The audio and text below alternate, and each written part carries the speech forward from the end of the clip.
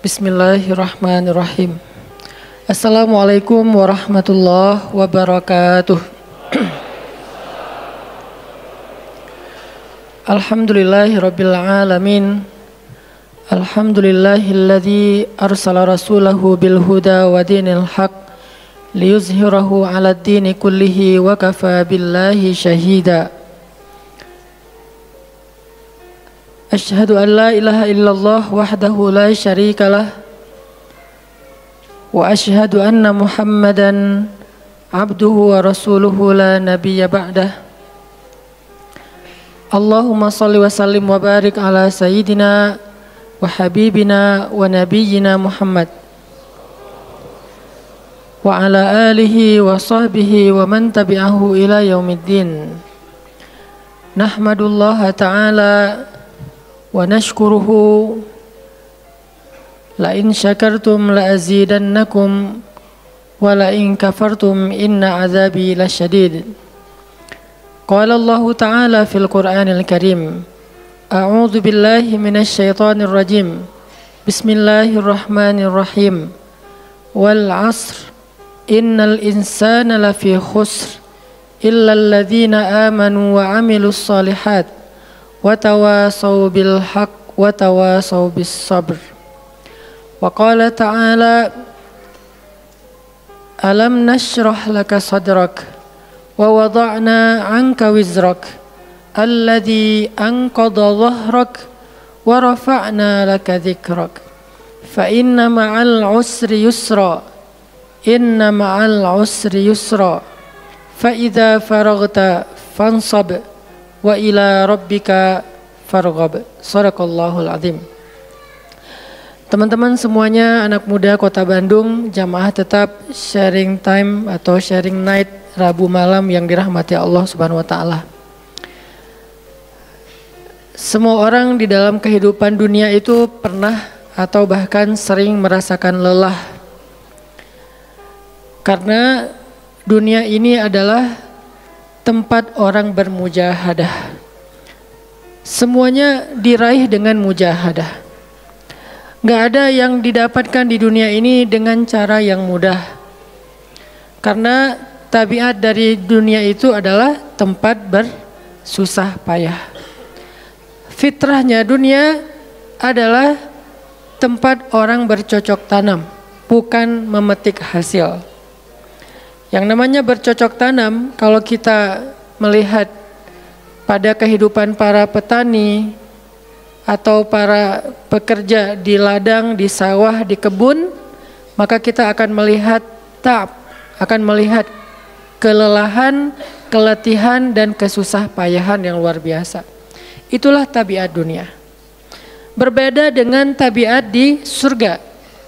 Di surga itu semuanya akan didapatkan dengan cara yang mudah. Bahkan sebagian riwayat mengatakan seorang perempuan di surga apabila inginkan seorang anak, maka Allah Subhanahu wa taala akan memberikan anak kepadanya saat itu juga tanpa harus bersusah payah mengandung selama 9 bulan.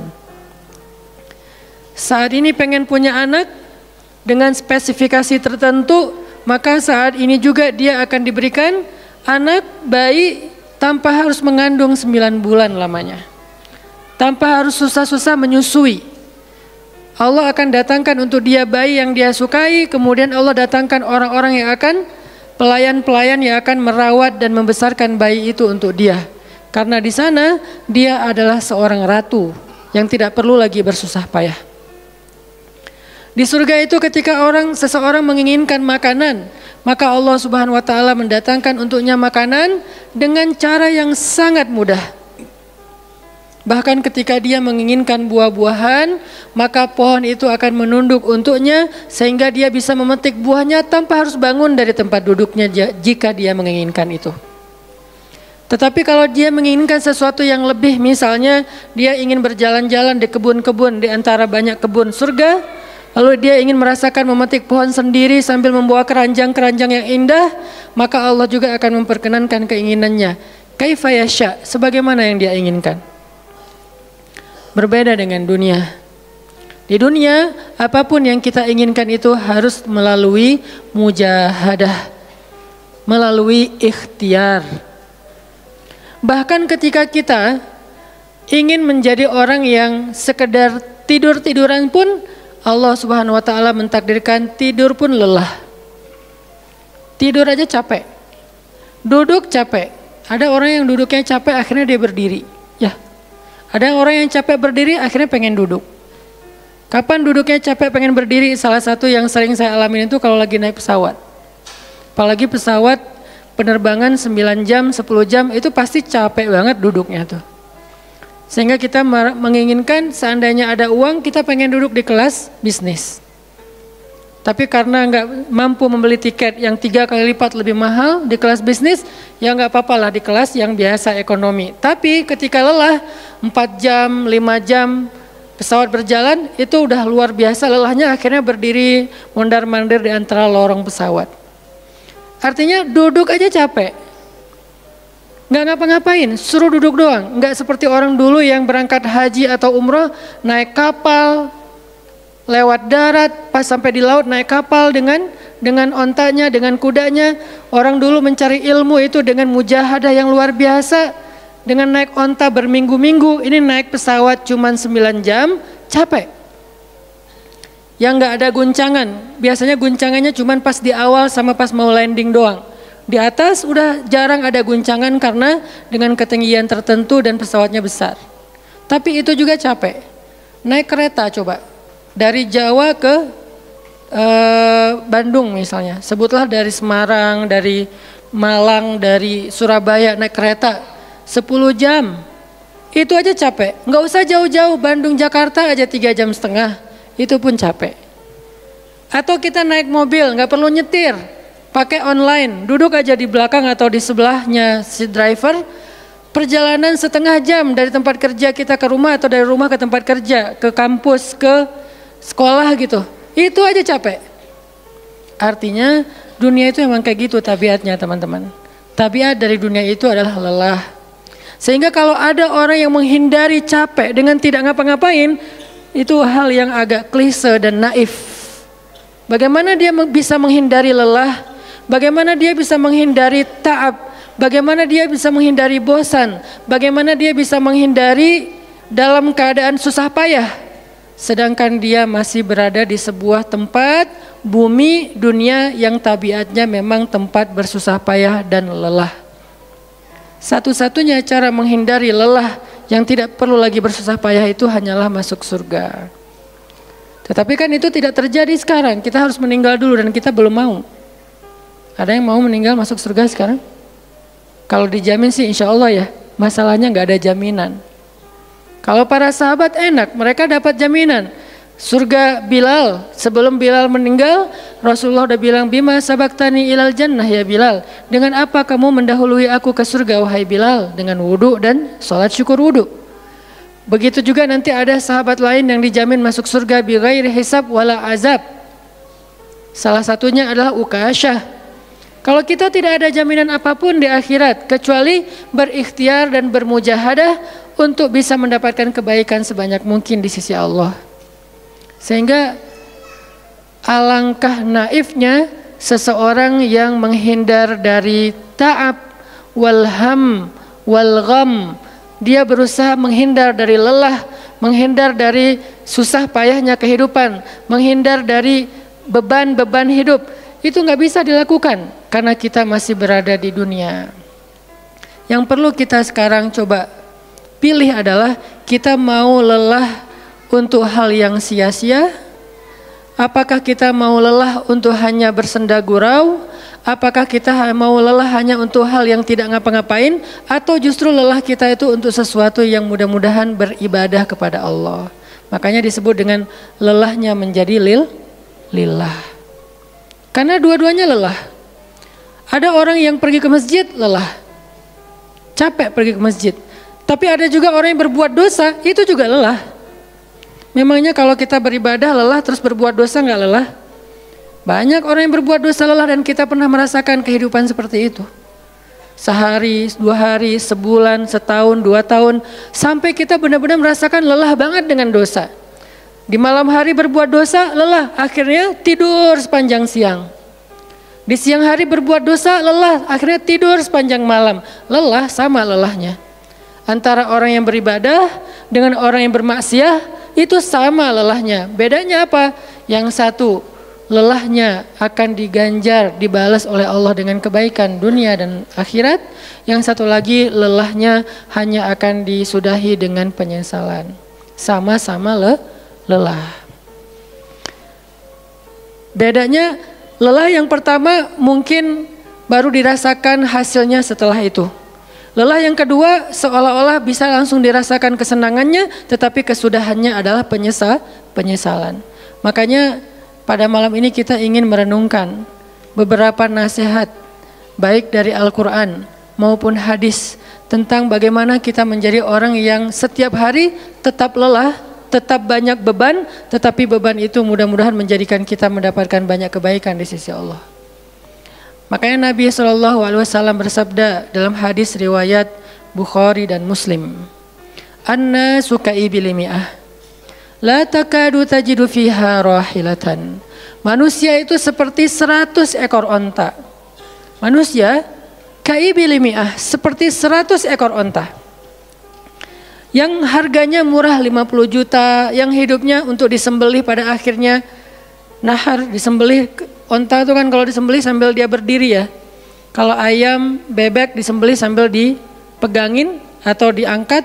Kalau kambing dan sapi dibaringkan. Kalau onta disembelih itu sambil diberdirikan. Dia berdiri langsung disembelih. Itu onta. Artinya manusia ka'ibili mi'ah. Nabi itu menggambarkan onta karena onta ini punya banyak macam. Mungkin di Arab nggak ada ayam yang bermacam-macam. Akhirnya pakai bahasanya onta. Kalau di kita mungkin ada ayam potong, ada ayam kampung, dan segala macam, ada ayam jago. Kalau bebek ada mentok, ada apa? Bebek yang biasa, macam-macam kan. Di Arab mungkin nggak terlalu banyak variannya dan nggak terlalu akrab dengan kehidupan sehari-hari mereka. Yang akrab itu kambing, kuda, keledai, onta. Akhirnya Nabi mengatakan, "An-nasu ka'ibili mi'ah." Nabi seolah-olah mengambil sebuah perumpamaan. Dan perumpamaan ini bisa kita ganti dengan culture yang berbeda di setiap negara. Tetapi perumpamaan yang paling baik itu adalah onta. An-nasu ka'ibili mi'ah. Manusia itu seperti 100 ekor onta ibil. Onta potong. Yang hidupnya hanya untuk disembelih oleh tuannya, kemudian dagingnya dimakan atau dijual. Kenapa bisa begitu murahnya? Cuma 50 juta, 40 juta dan berakhir dengan disembelih? Karena onta ini hidupnya tidak istimewa. Dia hidup hanya untuk makan, minum, tidur dan berkembang biak. Cuman itu misi dari kehidupan dia. Makan, minum, tidur, berkembang biak. Udah itu doang. Setiap hari kerjanya makan aja. Lihat hewan ternak ngapain? Merumput aja setiap hari. Nggak ada hewan ternak yang tiba-tiba dia lagi ngapain? Lagi sholat. Nggak ada. Hewan ternak misalnya lagi ngebantuin tetangga. Nggak ada. Hewan ternak lagi menjenguk yang sakit. Nggak ada. Hewan ternak yang lagi menyelesaikan hajat saudaranya. Hewan ternak yang lagi dengerin curhat. Nggak ada. Kenapa? Karena tugas misi kehidupan mereka itu cuma diciptakan untuk makan, minum, tidur, berkembang biak, udah. Ini namanya kalau di antara onta namanya ibil. Yang hidupnya itu sesederhana itu. Nggak ada yang rumit, nggak ada yang terlalu berlebihan. Dan an-nasu, manusia secara umum mirip dengan ibil. An-nasu ka'ibili mi'ah. Jadi kalau kita bandingkan dari 100 orang itu hampir semuanya seperti ibil. Misi hidupnya itu hanya untuk dirinya. Gimana caranya biar bisa makan, gimana caranya biar bisa istirahat dengan nyenyak tidur, gimana caranya biar punya keluarga, berkembang biak, punya keturunan, dan kemudian dengan keluarganya dia punya family time. Kapan liburan, makan di rumah, jalan segala macam. Cuman itu misi dari kehidupannya. Sehingga Nabi menyebut mereka yang misi kehidupannya hanya dirinya dan keluarganya, ka'ibili mi'ah, seperti 100 ekor onta. Kurang istimewa. Orang yang hidupnya hanya untuk dirinya dan keluarganya itu kurang istimewa. Sehingga disebut dengan ibili mi'ah, 100 ekor onta. Tapi enggak hina, tidak rendah, tidak mungkin melenceng, sesat segala macam, enggak. Dia tetap tidak haram, tidak najis. Nabi tidak mengumpamakan manusia seperti seekor anjing, seperti seekor babi, enggak. Karena itu najis, haram dan seterusnya. Onta, makhluk yang hewan yang baik, cuman tidak istimewa. Di sini tidak ada judgement. Nabi itu orang yang nggak suka menjudge. Nabi nggak mengatakan manusia ini semuanya misalnya dengan kalimat celaan, keledai, enggak. Manusia ini misalnya hewan yang najis, enggak. Nabi mengatakan an-nasu ka'ibili mi'ah, manusia itu seperti 100 ekor onta. La takadu tajidu fiha rahilatan. Hampir-hampir di dalam 100 ekor onta itu kamu enggak mendapati satu pun onta yang dikenal dengan nama rahilatan. Rahilah itu dari kata rihlah. Rihlah itu udah jadi bahasa Indonesia, rihlah. Kemudian di Inggris-Inggriskan jadi traveling, trip, segala macam. Rahilah dari kata rihlah. Apa itu rahilah? Onta yang bertugas untuk membawa beban tuannya dalam perjalanan panjang, baik itu berdagang maupun berperang. Dia punya misi lain selain makan, minum, berkembang biak, terus dipotong. Enggak, misinya lebih keren. Apa? Membawa beban. Membawa beban tuannya. Itulah rahilah. Sehingga punggungnya adalah punggung yang berkah, karena di atas punggung itu ditaruhkan beban terus menerus oleh tuannya. Berangkat bebannya apa, pulangnya beban apa. Karena orang dulu kalau berangkat berniaga, berdagang ke luar negeri, itu tuh bukan berangkat bawa beban, pulang nggak bawa apa-apa karena udah diuangkan, enggak. Mereka barter konsep perdagangannya. Kalau berangkatnya bawa kain, pulangnya nanti bawa karpet. Berangkatnya bawa gandum, pulangnya nanti bawa sutra misalnya. Tetap aja ada beban karena mereka berangkat jual misalnya ke Syam, dari Mekah ke Damaskus. Nanti pulangnya dari Damaskus ke Mekah bawa lagi barang-barang Damaskus yang bisa dijual di Mekah. Pas berangkat bawa barang Mekah yang bisa dijual di Damaskus, pas pulang membawa barang Damaskus yang bisa dijual di Mekah. Li'ila fi Quraisy ilafihim rihlatash syita'i was-saif. Rihlah syita'i was-saif. Mereka melakukan rihlah pada musim dingin dan musim panas. Itulah ilafu Quraisy, kebiasaan orang-orang Quraisy. Ilafu Quraisy, kebiasaan tradisi orang Quraisy. Apa tradisinya? Berdagang di musim dingin dan di musim panas. Barang dagangannya beda-beda. Kalau musim dingin yang dibawa itu bahan-bahan jaket, bahan-bahan untuk menghangatkan tubuh, bahan-bahan yang kalaupun dia bawa makanan yang biasa dimakan di musim dingin yang menghangatkan tubuh. Kayak misalnya jenis bubur di Arab itu ada namanya adas. Dan itu disebutkan di dalam Al-Quran, di Al-Baqarah. Wa adasiha wa basaliha, ada adas, ada bawang. Adas itu salah satu makanan kesukaan orang Arab di musim dingin. Karena kalau makan adas kayak bubur gitu, dia badannya menjadi hangat. Jadi kayak menghangatkan tubuh gitu. Artinya syita'i was-saif, di musim dingin dan di musim panas, dua-duanya ada barang yang didagangkan. Dan itu adalah ilafu Quraisy, kebiasaan tradisi orang-orang Quraisy. Rihlah. Siapa yang akan dibawa rihlah? Apa yang akan membawa barang dagangan mereka ketika rihlah? Namanya onta rahilah. Onta yang mengangkut beban barang tuannya. Rahilatan. Sehingga onta ini adalah onta yang lebih kuat fisiknya. Onta ini onta yang lebih tangguh perjalanan walaupun mengalami badai. Onta ini onta yang lebih kuat ingatannya sehingga dia menghafal jalan yang dilaluinya. Walaupun terjadi badai dia nggak tersesat. Jarang onta rahilah tersesat. Biasanya yang tersesat itu ibil. Ibil kalau ditaruh di tengah padang pasir, terjadi badai, terus bekas jalannya ketutup dengan pasir, dia bingung. Itu ibil. Sehingga kalau kita baca cerita-cerita tentang orang yang tersesat di padang pasir, rata-rata istilahnya kalau enggak jamal ya ibil. Kalaupun ada onta rahilah yang tersesat, berarti badainya parah banget. Kalau ada hadis onta rohilah tersesat, berarti badainya parah banget. Artinya rohilah ini ingatannya kuat. Dia kalau lewat satu jalan, setahun kemudian lewat lagi dia masih hafal. Itu rohilatan. Dalam teknologi sekarang kita nyebutnya dengan map. Ada banyak platform aplikasi map digital yang membuat kita bisa menghafal jalan. Dan diupdate terus, jalan ini sekarang macet segala macam. Rohilatan punya kemampuan membaca jalan walaupun mungkin berbeda dengan teknologi sekarang. Itu namanya rohilatan.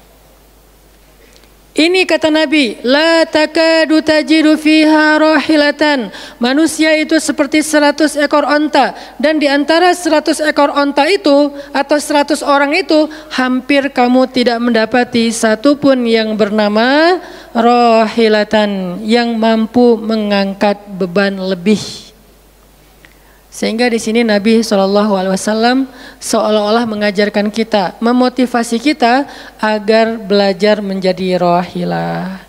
Manusia itu baru istimewa kalau dia menjadi rohilah, kalau dia mengangkut banyak beban, kalau dia menjadi orang yang paling banyak bermanfaat untuk orang lain. Makanya muncullah hadis, khairun nas anfa'uhum linnas, inna ahabban nasi ilallah anfa'uhum linnas. Dua riwayat hadis yang berbeda.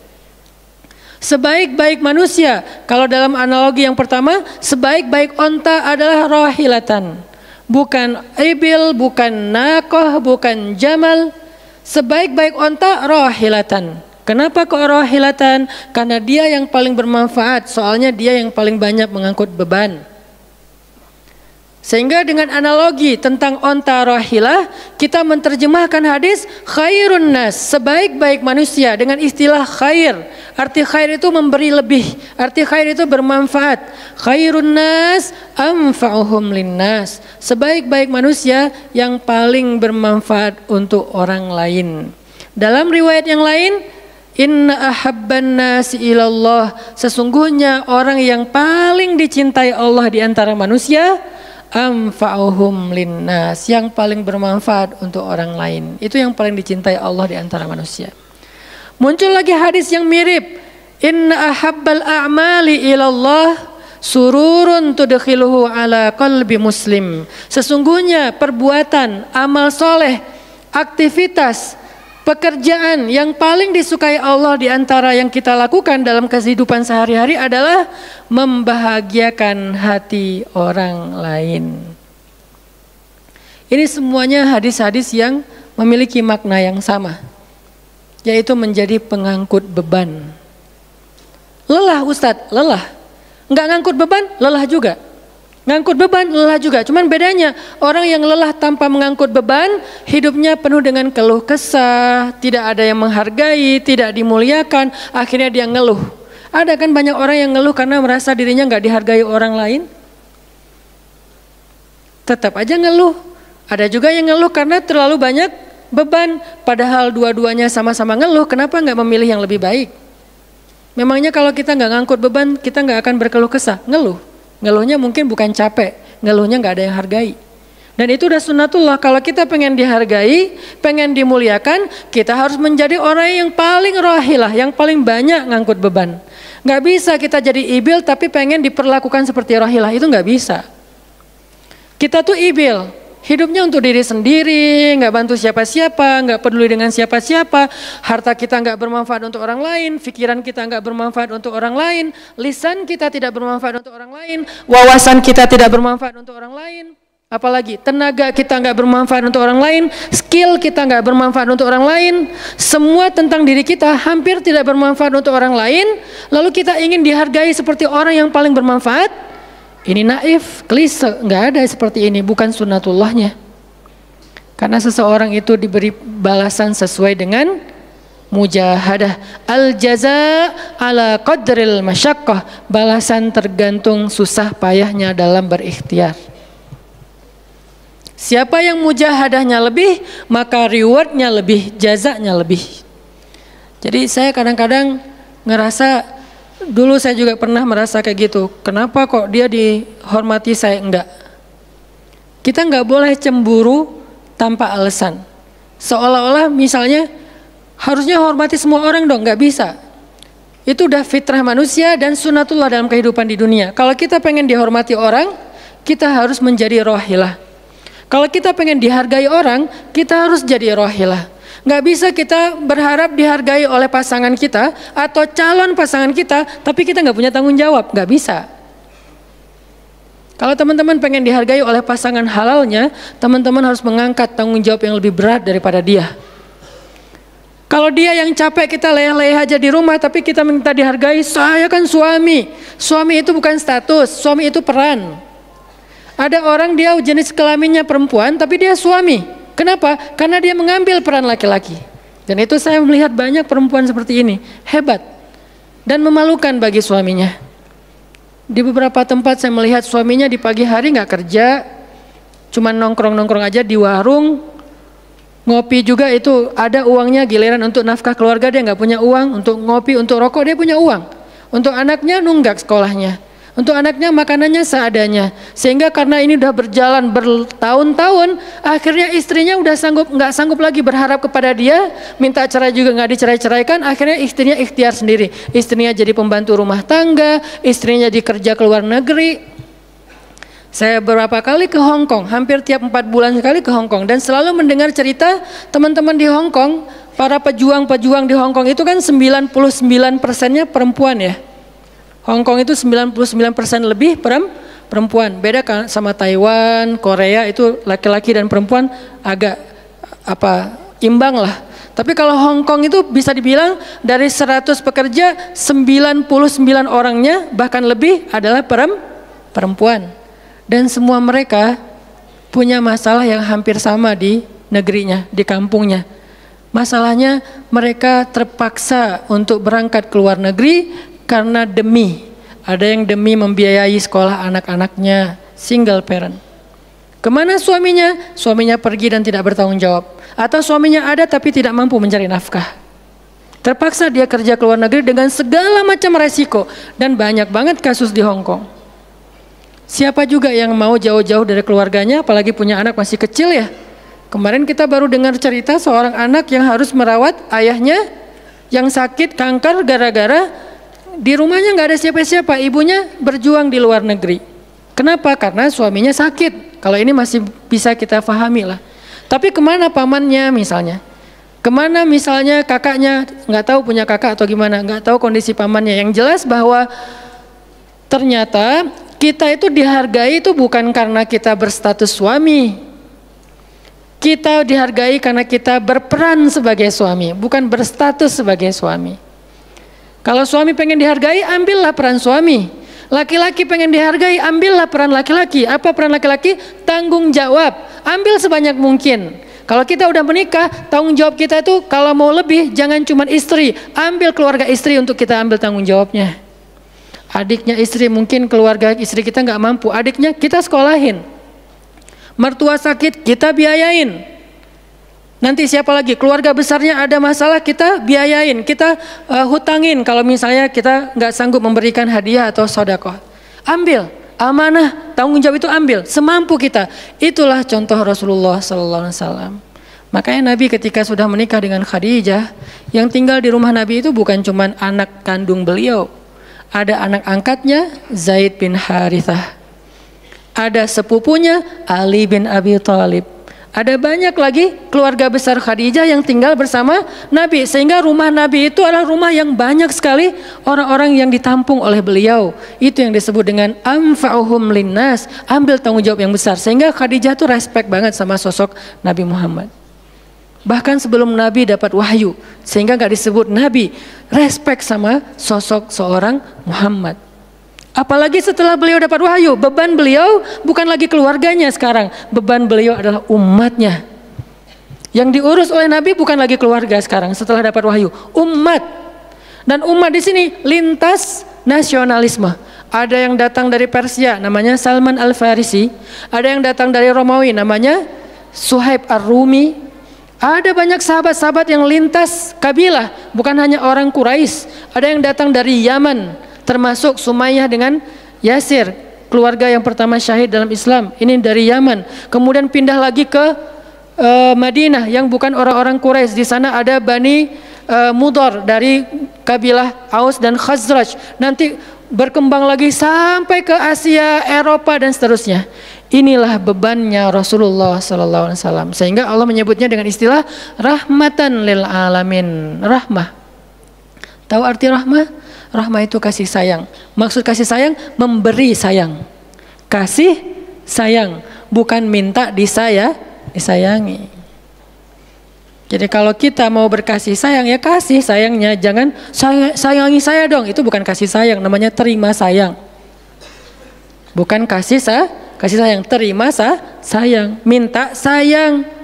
Itu namanya bukan rahmah, bukan mawaddah. Yang namanya rahmah, kasih sayangnya. Kalau kita nggak punya sayang, berarti kita nggak punya rahmah. Apa bentuk sayang kita? Perhatian. Apa bentuk sayang kita? Perasaan. Apa bentuk sayang kita? Dengan harta. Itu sayangnya. Dan Nabi, wa ma arsalnaka illa rahmatan lil alamin. Tidaklah kami mengutus engkau Muhammad kecuali untuk menjadi kasih sayang kepada alamin. Arti rahmah dalam tafsiran yang lebih luas, menyelesaikan hajat manusia seluruh alam. Seluruh alam. Itulah kenapa Nabi Muhammad menjadi orang yang paling mulia. Karena yang diambil bebannya itu bukan satu keluarga Khadijah. Bebannya itu bukan satu kota Makkah. Bebannya itu bukan cuma orang Arab. Alamin. Sehingga Allah mengatakan, wa rafa'na laka dzikrak. Kami angkat engkau menjadi manusia yang paling mulia. Karena beban yang diambilnya paling berat. Apa beban Nabi? Apakah cuma ceramah? Enggak cuma ceramah. Kalau cuma ceramah gampang. Saya pernah menjadi penceramah dan saya pernah menjadi programmer dalam dakwah. 8 tahun saya ceramah di Bandung. Gampang banget. Dan kalau mau nyaman jadi ustadz, mending saya jadi penceramah aja. Gampang banget. Diundang-undang. Ustadz mau dijemput? Ya jemput dong. Jemput. Ya. Ustadz kan dijemput, jarang kita jalan sendiri, seringnya dijemput. Dan karena dia pengen memuliakan kita, dia cari di tempat itu siapa yang punya mobil paling bagus untuk menjemput Ustadz. Kalau di kampung, cari siapa yang punya mobil baru, yang tahun misalnya 2018 lah, kalau nggak ada 2019, saya punya, ya udah pinjam ya untuk jemput Ustadz. Oh boleh, saya senang, jemput. Kalau perlu yang punya mobilnya sekaligus jadi supirnya, jemput Ustadz. Enak jadi penceramah. Jemput, tunggu di depan rumah, nggak langsung ketok. Kenapa? Nggak enak mau ngetok, biar ustadznya santai aja. Ustadznya keluar, dibukain pintu. Terserah mau duduk di depan, duduk di tengah. Kalau ustadznya duduk di tengah, nggak ada yang di sebelahnya, kosong. Mau goler-goler, mau jungkir balik, bebas. Ustadz. Saya pernah ngalamin masa kayak gitu. 8 tahun, mudah banget, diundang-undang. Semua wajah tersenyum. Nggak ada yang cemberut, namanya juga Ustadz. Selamat datang Ustadz, alhamdulillah bisa ketemu sama Ustadz, silakan. Duduk dikasih makanan yang paling baik. Dihidangkan segala macam, minuman aja 5 jenis. Sampai bingung nih mana yang mau diminum. Ustadz mau apa? Kadang-kadang beberapa teman-teman panitia yang sangat udah pro banget nanya. Ustadz itu nanya ke asisten lah atau siapa manajemen, kalau dia punya manajemen. Ustadz itu sukanya makanan apa? Disediakan makanan kesukaan Ustadz. Kalau ke Bandung Ustadz senangnya makan apa? Disediakan makanan khas Bandung kesukaannya Ustadz. Dicari dari restoran terbaik yang ada di kota itu. Ini perlakuan terhadap Ustadz. Nyaman banget kalau ceramah tuh. Ceramah berapa lama? Terserah Ustadz. Kalau lagi mood 3 jam. Kalau nggak lagi mood 45 menit. Ustadz kok ceramahnya cuma sebentar? Saya lelah sekali. Oh nggak apa-apa Ustadz, istirahat ya Ustadz, sehat terus ya Ustadz. Doain. Pulang dianterin. Maaf, dikasih amplop, transport segala macam. Kadang-kadang wah ngasihnya cukup untuk 2 bulan makan. Masya Allah enak. Kalau cuman yang disebut dengan rahmatil alamin itu cuman ceramah, itu bukan rahmatil alamin. Walaupun itu salah satu kebaikan. Tapi kemudian setelah 8 tahun saya berdakwah dengan ceramah, saya mengubah konsep dakwah saya menjadi programmer. Memprogram masjid. Al-Latif. Saya ngomong dengan Pak Iman beri saya kesempatan memprogram Al-Latif, bikin gerakan, bikin dakwah. Bukan masjid yang memprogram, kemudian Ustadz mengisi, itu salah. Menurut saya, Keliru kalau masjid membuat program, ustadz cuma mengisi program itu. Keliru. Ustadz yang program, masjid fasilitasi, nanti insya Allah akan berkah. Alhamdulillah Pak Iman Ketua DKM Al-Latif sepakat. Ya udah Ustadz silakan, mangga, dikasih waktu 2 tahun. Kalau nggak ada perubahan diambil alih. Dalam 2 tahun kita coba program dari awal, bikin gerakan anak muda, pemuda hijrah lahir waktu itu. Mulai programming, gimana caranya biar masjid rame. Dari yang cuma 20 orang kajian setiap Rabu malam, dari dulu udah Rabu malam. Yang hadir berapa orang? 20 orang. Kalau Persib lagi main, libur. Semua pada nonton. Malah sering lagi libur. Kadang-kadang Persib nggak main. Terus yang main siapa? Yang main Piala Eropa kah, Piala Champion kah, Liga Eropa, Piala Dunia, libur. Akhirnya berkembang pelan-pelan jadi setengah masjid, satu masjid, membludak keluar masjid sampai ke Jalan Cendana. Akhirnya pindahlah ke masjid ini. Kenapa? Karena udah nggak nampung, nggak enak juga dengan tetangga, karena parkirnya kemana-mana. Kan kita pindah ke sini karena Al-Latif nggak nampung. Nah, ketika dakwah berubah menjadi programmer, bebannya beda. Udah nggak kayak dulu, enggak, beda. Pergi taklim, pergi sendiri. Bahkan berkorban dengan harta sendiri, bareng-bareng dengan teman-teman. Semuanya lelah, kita meeting sampai tengah malam. Emangnya gampang membuat tren hijrah? Nggak mudah teman-teman. Kita harus meeting, mikirin. Sekarang tambah lagi beban yang lain, Barisan Bangun Negeri. Para ustadz berkumpul, bikin gerakan bersama. Kita bikin Barisan Bangun Negeri, dikasih amanah untuk jadi amirnya, mikirin apa yang harus kita lakukan. Program pertama saya bilang less waste, isu lingkungan. Kenapa? Kita pengen jadiin masjid sebagai 911. Tapi pelan-pelan, nggak bisa langsung. 911 ini nanti kalau ada masalah di masyarakat, tetangga masjid yang ditelepon masjid. Anak saya sakit, telepon masjid. Ada yang meninggal, telepon masjid. Ada yang pingsan, telepon masjid. Ada yang baru diputusin, telepon masjid. Sampah ini udah darurat. Bandung ini hanya batas deadline penanganan sampah kita kalau kata Pemkot itu sampai 2023. Kalau kita nggak punya alternatif, ini akan jadi masalah besar. Jakarta, saya kemarin ke Jakarta sampai 2022, lebih cepat sedikit daripada Bandung. Artinya mereka hanya bisa menampung sampah sampai 2022. Sisanya kalau nggak ada solusi alternatif, maka akan terjadi masalah besar, tumpuk sampah di depan rumah masing-masing selama nggak usah sebulan, seminggu aja gimana rasanya? Nggak ada yang ngambil sampah di depan rumah kita, seminggu aja. Petugas sampah nggak ngambil sampah di depan kos-kosan, di depan rumah. Sehari telat aja itu udah nggak enak, apalagi seminggu, sebulan, setahun, jadi gimana? 2022, kota-kota besar rata-rata terancam dengan bom waktunya sampah. Kita angkat less waste supaya masjid menjadi salah satu media komunikasi antara Pemprov, Pemkot, pemerintah kepada publik. Kenapa? Soalnya trust publik kepada masjid itu bagus. RT RW bikin program pungut sampah kayak edukasi dan campaign tentang sampah, yang datang sedikit. Kalau RT RW bikin program hari Minggu yuk kita bikin gerakan pungut sampah, sedikit yang datang. Tapi masjid bikin taklim, yang datang ribuan, apalagi 2-3 tahun terakhir alhamdulillah luar biasa. Sehingga masjid punya potensi untuk mengkomunikasikan masalah ini kepada publik. Saya ajaklah teman-teman, yuk kita bikin isu sampah dimulai dari masjid. Jalan 2 Bandung, Bintaro udah jalan. Next mau kita jalankan di Jogja, di Malang dan di Pontianak. Seluruh masjid di Indonesia. Programming, mikir, harus ketemu dengan beberapa orang, dan habis waktu saya dalam beberapa tahun terakhir bukan untuk dakwah tablik, makanya udah jarang ceramah. Teman-teman kalau ngelihat ceramah anak Taki di Bandung cuma sekali seminggu, itu juga kalau nggak libur ya. Kajian Rabu malam. Ustaz Hanan selain Rabu malam ngapain sih? Ustaz kosong nggak? Kosong, saya bilang. Kenapa nggak mau ngisi jadwal? Kosong dari taklim tapi nggak kosong dari aktivitas. Sehari meeting bisa 5 kali. Dulu saya pernah yang kalau bahasa teman-teman tuh ngeprank jamaah, bukan ngeprank sebetulnya. Katanya Ustaz nggak datang, tiba-tiba datang kan? Itu tuh meeting 5 kali sehari, dari pagi, siang, sore, menjelang maghrib, baru beres isya. Meeting dengan siapa aja Ustaz? Banyak hal yang harus kita bereskan untuk bisa memunculkan satu program kecil. Akhirnya beres isya, saya bilang masih ada jamaah enggak? Sebagian udah pulang Ustaz, tapi yang lain masih pada nunggu, kasihan. Ya udah saya jalan aja ke sini naik motor, sampai di sini isya baru ngisi kajian. Artinya ternyata bebannya beda. Tapi rohilatan itu yang disebut dengan dakwahnya Nabi. Saya baru mengambil sebagian kecil dari banyak varian dari dan instrumen dakwah Nabi itu cuma sebagian kecil, memprogram, baru masjid. Nabi itu alamin loh.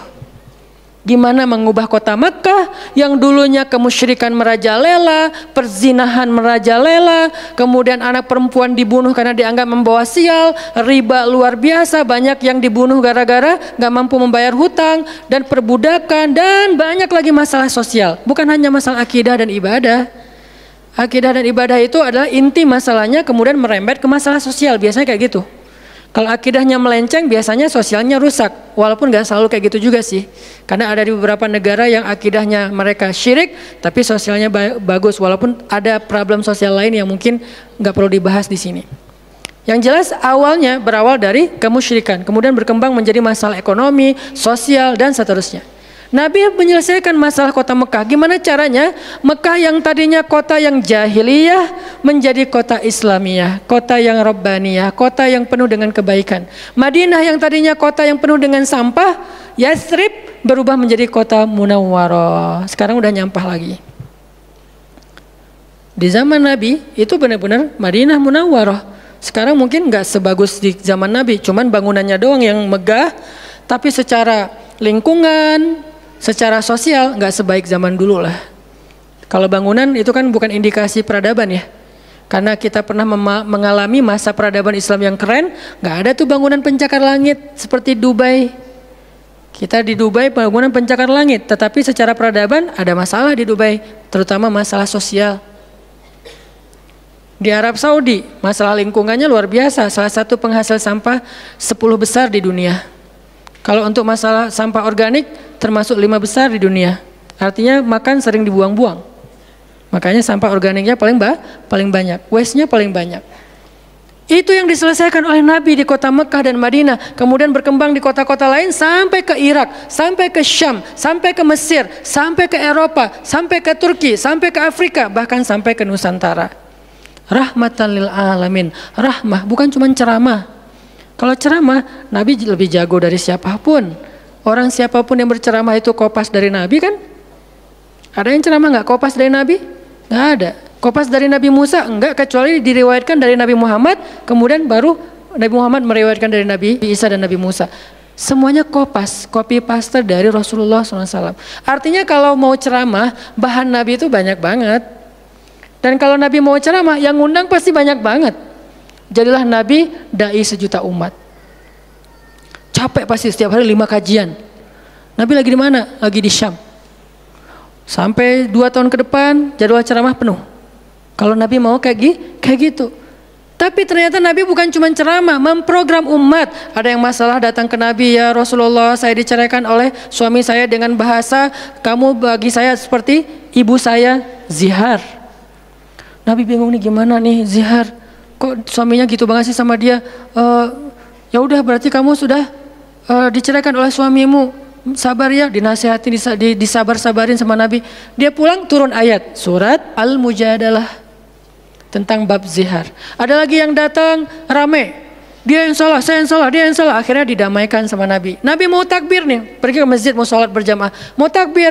Ya Rasulullah, di Bani Salamah ada masalah, mereka hampir berperang, nggak jadi takbir, pergi ke Bani Salamah menyelesaikan hajat mereka. Datang-datang jamaah udah sholat, Nabi sholat yang jamaah yang kedua.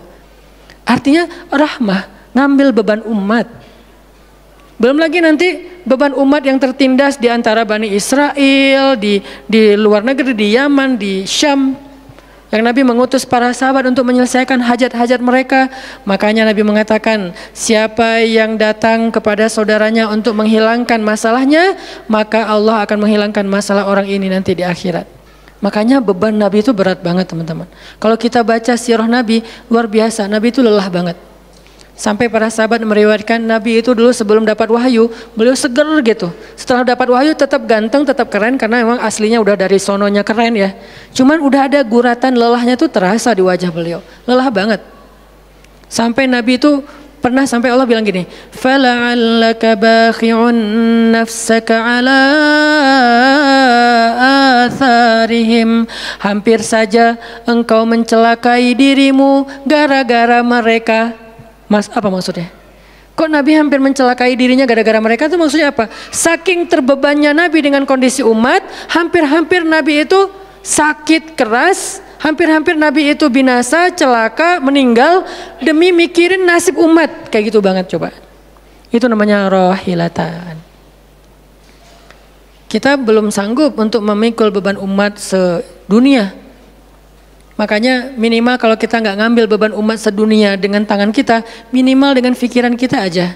Kita mikir nggak sih nasib Palestina? Atau kita masih nganggap bahwa itu beda negara? Kalau beda negara oke. Apakah kita memikirkan mereka karena kemanusiaan? Masa kita mau bilang mereka bukan manusia? Kan sama-sama manusia. Harusnya kita merasakan apa yang dia rasakan karena kita sama-sama manusia, punya perasaan yang sama. Kalau kehilangan akan sedih, kalau melihat kezoliman juga nggak akan kuat, kalau dizolimi juga akan sakit. Kita mikir nggak tentang Palestina? Kita mikir nggak nasib Suriah? Kita mikir nggak nasib Rohingya? Kita mikir nggak nasib Yaman? Apakah gara-gara kita mikir tentang mereka lantas kita jadi radikal dan teroris? Sejak kapan kita memikirkan nasib orang yang tertindas tiba-tiba jadi radikal?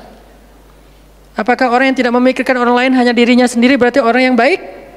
Justru makin banyak kita mikirin nasib mereka, kita makin rohilatan walaupun belum sanggup menyelesaikan hajat mereka, mikir doang. Dengan kita lihat postingan yang terakhir di Idlib, bagaimana anak bayi kehilangan kakinya gara-gara kena bom dari tentara Rusia. Kita belum sanggup ngasih solusi sebagai pribadi maupun sebagai bangsa, belum sanggup. Pertama jaraknya jauh, kedua memang kita juga belum punya kemampuan untuk itu. Tapi kita berharap suatu saat Indonesia ini harus sanggup menyelesaikan masalah dunia. Kenapa? Kita ini punya potensi peradaban, bangsa yang besar. Masa kita mau jadi kerdil terus ngikutin bangsa lain? Kita ini bangsa besar, umat Islam terbesar di dunia. Dan orang Indonesia itu pinter-pinter, profesornya banyak, saintisnya banyak, orang kayanya banyak, keren Indonesia nih. Kenapa Indonesia yang keren kayak gini cuma ngurus diri sendiri aja nggak bisa? Harusnya ngurus dunia bukan ngurus diri sendiri. Itulah Islam yang sebenarnya. Kita ngurus Rohingya, gimana caranya Rohingya punya tempat tinggal? Kita urus Suriah, kita urus Palestina. Lalu apakah kita memikirkan tetangga kita? Teman-teman lihat deh, salah satu yang mungkin proyek kecil lah. Ini yang karena yang saya tahu, karena istri sendiri yang ngerjain. Lihat rumah teduh sahabat Iin. Setiap harinya ada yang meninggal dengan kanker ovarium yang gede banget, ada yang kanker apa, yang dulu yang saya bawa Ustaz Abdul Samad keliling di Bandung tuh, seorang anak muda yang udah meninggal, seminggu setelah Ustaz Abdul Samad mengunjungi dia, Rian namanya, meninggal dunia. Alhamdulillah dia sempat ketemu dengan Ustaz Abdul Samad, sempat dinasehati, mudah-mudahan di akhir hayatnya dia setelah dapat nasihat dari UAS, dia jadi sabar, jadi balik lagi ke Allah sehingga husnul khatimah. Datang kita, ketemu dengan Rian, habis ininya. Gara-gara apa? Gara-gara pernah kecelakaan di laut, terus jadi kayak kanker kulit, luar biasa. Itu parah banget. Dan itu nggak satu kasus, banyak. Di Jawa Barat aja udah banyak banget, apalagi Indonesia. Apakah kita mau mengambil beban itu? Atau kita bahkan melihat juga nggak mau, karena ngerasa nggak kuat, nggak berani. Terus kapan kita kuatnya? Kalau kita nggak kuat, namanya bukan rohilah. Yang namanya rohilah itu harus kuat. Dikuat-kuatin kalaupun nggak kuat. Sudah seberat apa beban yang kita ambil selain, dan itu nggak bisa di apa ya bahasanya, diambil sebagian dibuang sebagian yang lain, enggak. Minimal kalau yang di dekat kita mengambil bebannya sampai menyelesaikan hajatnya dengan harta, mungkin dengan skill, dengan network, dengan minimal dengan sosial media kita repost, ya ada yang bisa bantu ini, enggak. Kalau yang di luar negeri karena kita nggak sanggup menyelesaikan, minimal dengan pikiran dan doa. Kasihan ya mereka, doain terus karena doa kita itu ngaruh. Jangan berpikir mendoakan mereka itu nggak ngaruh itu. Mempercepat datangnya pertolongan Allah. Minimal dengan doa kita, Allah kuatkan hati mereka. Minimal. Dengan doa kita, Allah kuatkan hati saudara kita di Yaman, di yang kelaparan, di Syam, di Palestina, di Rohingya, di Turkistan, yang masih dalam campnya orang-orang komunis. Minimal doa kita menguatkan hati mereka. Kan berarti membantu. Ada orang yang ketika dapat musibah, kita datang nggak bisa ngasih solusi, tapi begitu kita nasihati lalu kita doakan, itu udah membantu dia, minimal hatinya jadi lapang. Kemudian kita doakan, dia merasa diperhatikan. Bukankah itu sebuah bantuan? Dan itu rahilah. Semuanya aja yang di luar negeri kita pikirkan, apalagi yang di dalam negeri, semampu kita. Makanya nama barisan kita tuh Barisan Bangun Negeri. Kalau ditanya, apa Ustadz tujuan bikin gerakan Barisan Bangun Negeri? Ya bangun negeri. Masa masih ditanya ya? Karena masih ada yang nanya, ngapain sih tuh ustadz-ustadz ngumpul mau bangun negeri? Itu udah jelas dari namanya juga. Terus santrinya ngapain? Namanya Santri Bangun Negeri. Ustadznya Barisan Bangun Negeri, ada 2 nama. Para guru, saya pelan-pelan pengen ngumpulin para guru-guru yang seleting. Supaya kita barengan. Ngumpulin pelan-pelan. Namanya Barisan Bangun Negeri. Nanti teman-teman yang ngikutin para guru, para santri, namanya Santri Bangun Negeri. Jadi kalau ditanya mau ngapain, mau bangun negeri. Programnya apa? Pertama, program isu lingkungan. Nanti naik lagi isu sosial. Naik lagi isu healthcare, kemanusiaan, kesehatan, dan seterusnya. Kan itu tugas pemerintah, kita nggak mau menyalahkan siapapun, udah capek berdebat. Tugas kita sekarang siapa yang pengen jadi rohilah. Itu yang dilakukan para guru kita sekarang teman-teman di Barisan Bangun Negeri. Mikir, kemarin saya 40 jam nggak tidur. Dari Bandung ke Jogja, di Jogja ada acara, udah beres acara, kita ada meeting yang penting banget, yang bikin saya sesak sampai sekarang. Itu ada diskusi yang saya tidak bisa sampaikan ke publik. Itu diskusi dari jam 11 malam sampai jam setengah 4 subuh. Kenapa diskusinya sampai malam Ustaz? Karena besok kita semuanya udah pada bubar, udah pada pulang masing-masing ke negerinya, sehingga nggak sempat ketemu.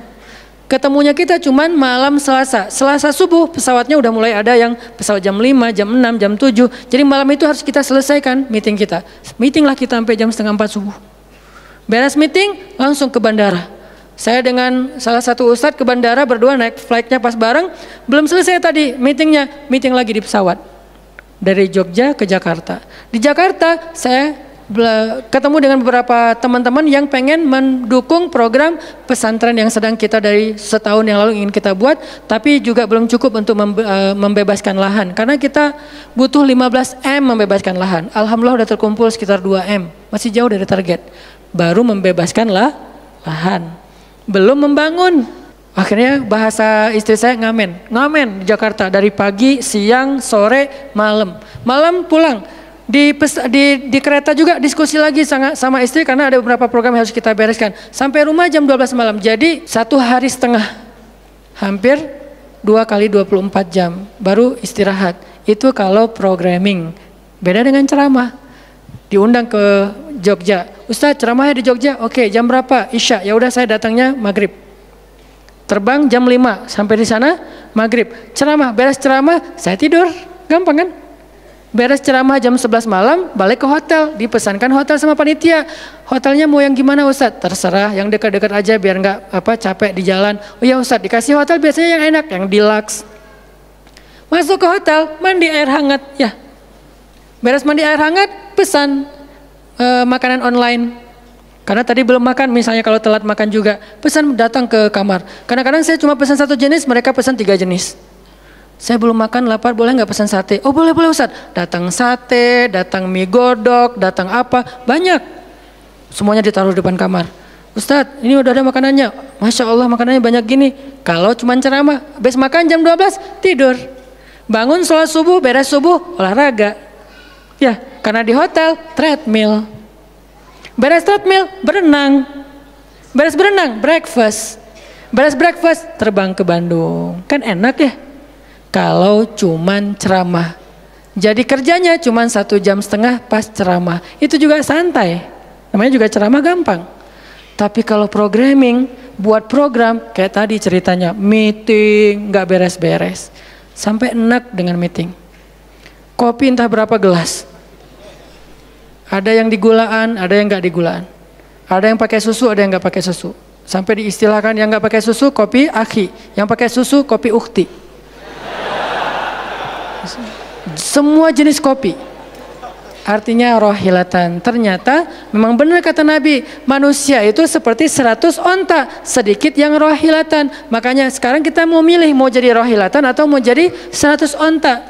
Dimulai dari hal yang kecil. Saya ngajak teman-teman, yuk kita jadi rohilah, kita angkat beban negeri kita, beban bangsa kita. Saya pengen banget masjid itu jadi kayak rumah teduh. Sekarang yang menjalankan pasien kanker kurang mampu se-Jawa Barat, salah satunya rumah teduh itu. Yang sekarang ada 15 rumah dengan sekitar 300 pasien. Yang setiap kali operasi itu 40 juta. Karena kalau pakai BPJS antrinya setahun. Sehingga harus pakai jalur normal. Dan beberapa di antara mereka belum sanggup untuk membayar cicilan BPJS sehingga nunggak nggak bisa pakai. Kita selesaikan. Harusnya itu dilakukannya oleh masjid. Kenapa? Karena potensi zakat, infak, sedekah, kenceleng masjid gede. Jangan cuma dipakai buat renov. Jangan cuma dipakai buat pengumuman hari Jumat. Kenceleng minggu ini 300 juta. 300 juta di sebelah masjid ada orang lapar. Berarti ngapain 300 juta teh? Harusnya 300 juta itu kenceleng minggu ini. Harusnya 300 juta. Tapi tinggal 10 juta. Kenapa? Beban umat diangkat semua sama masjid. Itu cita-cita kita, pengennya masjid itu menjadi, makanya ada hashtag masjid peradaban. Apa masjid peradaban? Masjid rohilah, masjid yang mengangkat beban umat, bukan cuma membuat program jihad, pengajian hari Ahad. Udah lewat lah masa kayak gitu-gitu, udah nggak keren. Nih saya tantang masjid-masjid yang ada di Indonesia, jangan hanya fokus dengan ta'lim. Ta'lim itu udah banyak dan mudah melakukannya, kurang challenging. Coba masjid mikirin masalah sekitarnya, satu masjid mikirin satu RW kalau masjidnya kecil. Kalau masjidnya masjid kecamatan, mikirin satu kecamatan. Kalau udah beres dengan kecamatannya, nggak ada lagi masalah, pergi ke kecamatan sebelah. Kolaborasi dengan masjid kecamatan sebelah, yuk selesaikan masalahnya. Bisa banget kalau masjid mau. Tapi serahkan programnya ke ustadz yang ngerti harokah, yang ngerti pergerakan. Dan sekarang udah banyak ustadz yang ngerti pergerakan. Baru kita akan melihat Indonesia yang luar biasa. Terus apa yang bisa kami lakukan Ustadz? Yuk bareng-bareng dengan saya, dengan pemuda hijrah, dengan para guru barisan bangun negeri, kita bangun deh Indonesia semampu kita. Dengan apa? Dengan skill kita masing-masing. Dengan potensi kita masing-masing. Ada yang punya harta dengan hartanya. Ada yang punya kemampuan skillnya dengan skillnya. Saya udah berkali-kali menjelaskan, skill itu untuk dakwah penting, bukan hanya penceramah. Nah, mau nggak nih teman-teman? Yuk kita bangun Indonesia. Sekarang kita mikirin apa yang bisa kita lakukan untuk Indonesia, masing-masing dengan potensi kita. Karena kita anak masjid, anak masjid. Karena kita banyak sering ke masjid, ya udah kita bangun Indonesia dengan cara masjid. Dan ternyata cara masjid itu bukan cuma Allahu Akbar dan Subhanallah, salam, enggak. Yang dibicarain di masjid itu bukan cuma juz-juz Al-Quran, tapi masalah umat. Karena Nabi membicarakan masalah umat itu di Masjid Nabawi. Yang kita pengen ke sana, berharap banget bisa umroh. Apakah di Masjid Nabawi itu cuma ada raudhah kemudian orang berdoa egois banget pengen masuk surga sendiri? Enggak. Di raudhah itu Nabi dengan Jibril bicara tentang umat. Gimana caranya umat ini selesai masalah mereka. Sampai ke penjuru dunia. Yang terjajah dibebaskan dari penjajahan, yang terzolimi dibebaskan dari kezoliman. Itu namanya rahilah. Saya yakin di sini banyak potensi dan skill yang keren-keren. Coba berikan skillnya untuk dakwah, dedikasikan skillnya untuk agama. Yang kalau kita dedikasikan untuk agama, insya Allah untuk bangsa dan negara udah pasti. Karena agama kita itu bukan agama ritual. Agama kita ini adalah agama kehidupan. Sehingga yang ada di dalamnya bukan cuma bab sholat, tetapi juga bab orang sakit. Dan kita tahu banyak hadis tentang itu, bab lingkungan, dan kita mulai tahu hadis-hadis tentang itu. Yuk kita dedikasikan skill kita, potensi kita, harta kita untuk agama Allah, kita angkat beban umat bareng-bareng. Karena kalau saya ngangkat sendiri, saya paling-paling ngangkat sanggupnya itu 100 kilo, itu juga udah ngos-ngosan. Tapi kalau kita ngangkat bareng-bareng, bisa bertonton beban umat kita angkat. Mudah-mudahan dari kajian mager ini, mudah-mudahan kelak kita bisa menjadi orang yang mudah bergerak, sanggup bergerak, dan geraknya bersama-sama. Barakallahu fikum, billahi taufiq wal hidayah. Allahumma inna nas'aluka ridhaka wal jannah wa na'udzubika min sakhatika wan nar.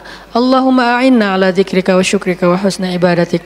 Rabbana habbib ilainal iman wa zayyinhu fi qulubina wa karrih ilainal kufra wal fusuqa wal isyan waj'alna minar rasyidin. Rabbana atina min ladunka rahmah wa hayyi' lana min amrina rasyada.